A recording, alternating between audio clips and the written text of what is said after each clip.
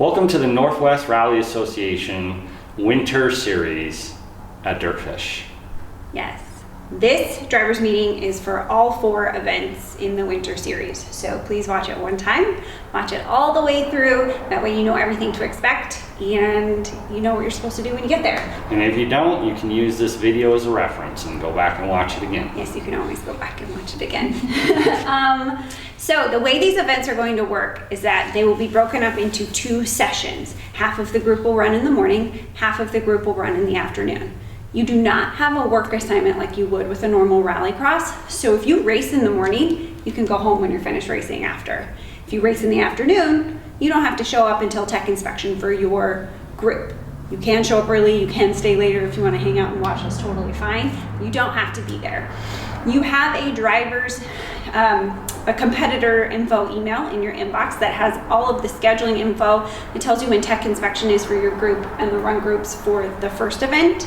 Every month we'll send you a new schedule with new run groups so that you know when you'll show up for each race.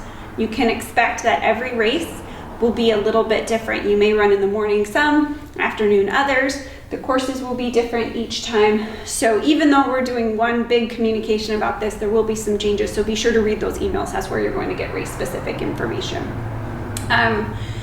We are working with a little bit less daylight here in the Pacific Northwest. I think sunrise is going to be around like 7:30 and sunset's going to be around 4:30. So a little bit less time than usual. We're going to need to run really efficient events, making sure everyone's where they're supposed to be at the time they're supposed to be there. And we'll do 4 to 6 runs depending on the length of the course and the amount of time we're working with. So again, just be a little bit flexible. We'll give you all the information in advance. When you show up, you will be told where to park. It may be different on each race depending on where the course is. And then you want to get ready and go through tech inspection. Right. So when you get to tech, make sure that your car is just as it would be when it's ready to race. So you need to have all your stuff out of the car, put it in your pit area, have it all ready to go. Bring your helmet with you. If you're dual driving, then you guys need to bring both of your helmets, and both of you need to come through tech because that's followed up with drive-through registration. At tech, we will shake your wheels, make sure that wheel bearings, ball joints at least are intact, doesn't clunk back and forth.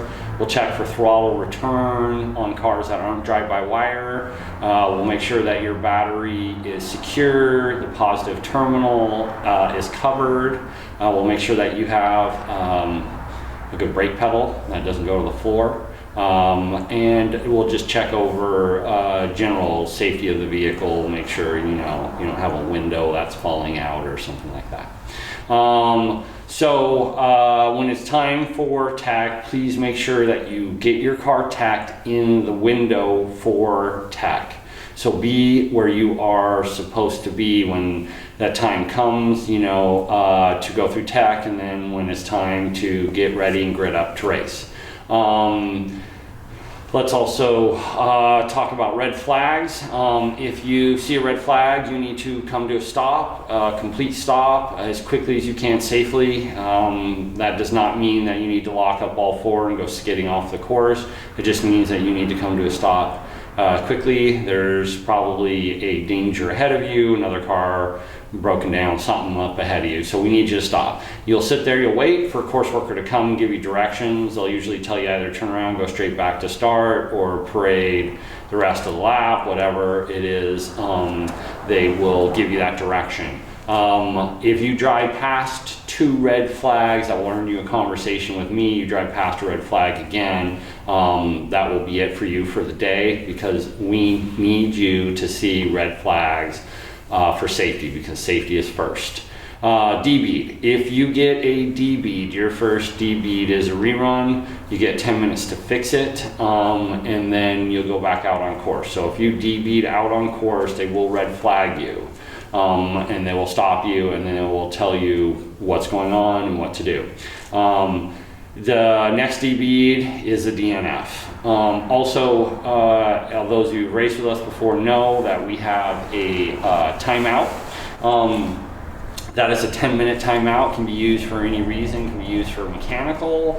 It can be used because of that 10 minutes, each one of the stars align and you think it's bad luck. Doesn't matter. You get 10 minutes. The procedure is, however, that you have to come up to timing control or the grid captains and let them know that you're taking your time out.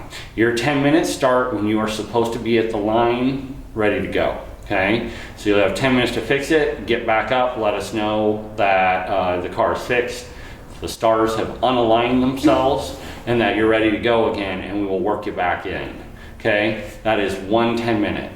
You don't get one, you don't get then another, and you can't split it up. You can't take 5 minutes now, 5 minutes later, as soon as you initiate it, as soon as we start counting the clock. If you tell us you want the 10 minutes and you get done before it's your time to run, we will not apply the 10 minutes. However, once we start our stopwatch, even if it's 5 seconds in, that's your 10 minutes. Okay? Yep. One thing I didn't go over was you can do tech inspection for your specific run group. If you're in the afternoon, we're giving you also a 30-minute window to walk the course before you race, because we will be tractoring after the morning group runs. There will be a period of time where you can't go out on course. So where you normally would show up in the morning, you go through tech, you get checked in, and then you go walk the course. There might be a little bit of a delay for you while we're tractoring. So just be heads up and ask if you have any questions. If you see a tractor out on course and you want to know if you can go walk it, just ask. So what if somebody works in or runs in the afternoon?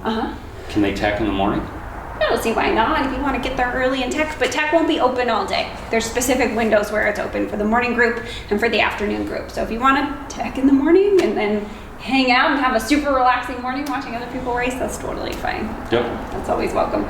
Somebody asked if they could take pictures during the other run group, and that's of course fine. The one thing that we ask is that you come check in with us at the timing tent so that we can give you a yellow vest and have a little safety talk with you about going out and taking pictures. It's a much shorter driver's meeting without all the course working stuff. We have one last thing to cover. That is the COVID health safety protocols. If you've raced with us before, you've heard these a few times, so we'll go through them pretty quickly. You must sign the digital waiver before the event. You will get a new digital waiver in your inbox every event the week prior. You must wear a mask at all times when you're there, when you are outside of your vehicle. Inside your vehicle, you can take it off. Be sure to have it handy around your neck or nearby so that when you get out, you can put it back on easily. You must maintain social distancing, 6 feet from anyone who doesn't live in your household. There are no spectators at these events, but you can bring someone from your household. When you 2 or you 3 people from your household are together, you don't have to distance because you live together, but anyone else, please keep a safe distance. No ride-alongs unless the person lives in your house with you. I think that's all the things. Digital waiver? I covered that earlier. Okay. Yeah, so... Hand sanitizer? We will have hand sanitizer, Masks. please. I covered it up. All of them? Were you listening? All the different types of masks? All the masks. Thank you for being a part of this event. If you have questions, you can always send us an email, info@nwrallyassociation.com. You can reply to my emails that I send you the week before every event. You can Facebook, Instagram message us. We're there too. Next, we're going to talk about how to read cones, and we'll see you out at the events. Rallycross courses are delineated by cones. A gate is 2 cones wide enough apart for a car to go through. Or you can have an upright cone with a pointer cone. If you have a pointer cone, you must go around this side of the pointer or you incur a 10-second penalty. If a cone is knocked over, it is a 2-second penalty. If a cone is knocked out of the box but stays upright, it is also a 2-second penalty. This is a double gate. Penalties are double for missing this element. Each cone is worth 2 seconds, but if you miss this gate, that's 20 seconds.